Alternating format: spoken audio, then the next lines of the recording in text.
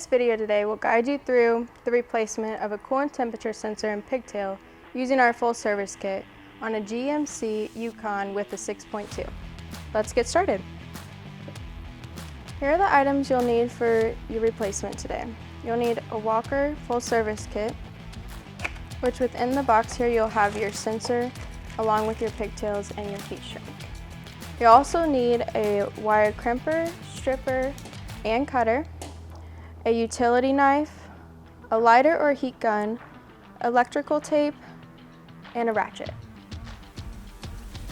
First, let's start by removing the old sensor. We're going to want to first release the connector by undoing this clip.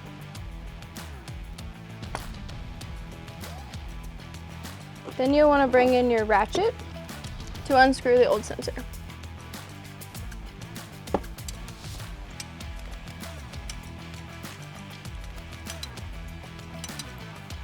And you want to make sure you have a drip pan underneath because there may be a little bit of coolant that pours out.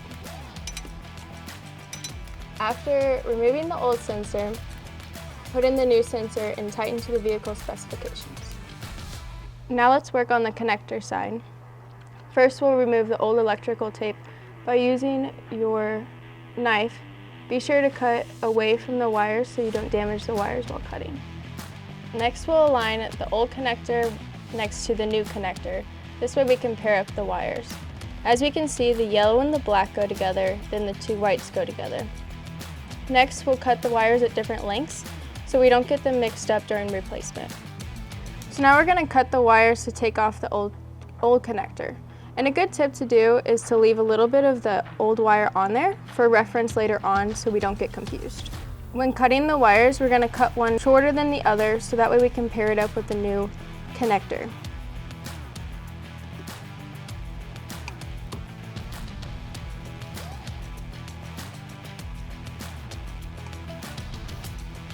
Now we have the new connector the same orientation as the old connector. This way we can line up the short and the long. So we're going to cut the white wire to be shorter.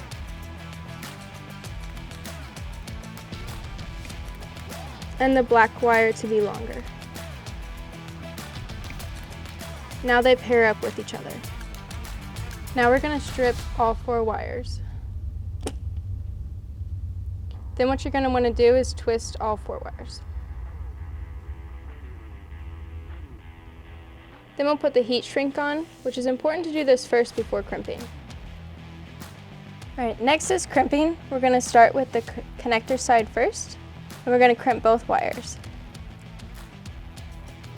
Now we're going to crimp the new connector to the vehicle harness.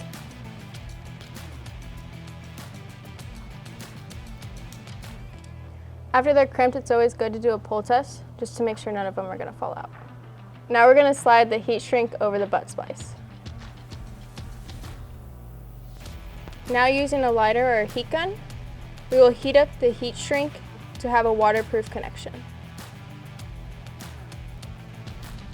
Now using electrical tape, we'll rewrap the wires for extra protection. Now we'll plug it back in and start the car to see if it works. And that's how you successfully install a full service kit. For more helpful tips and videos, be sure to subscribe to our channel.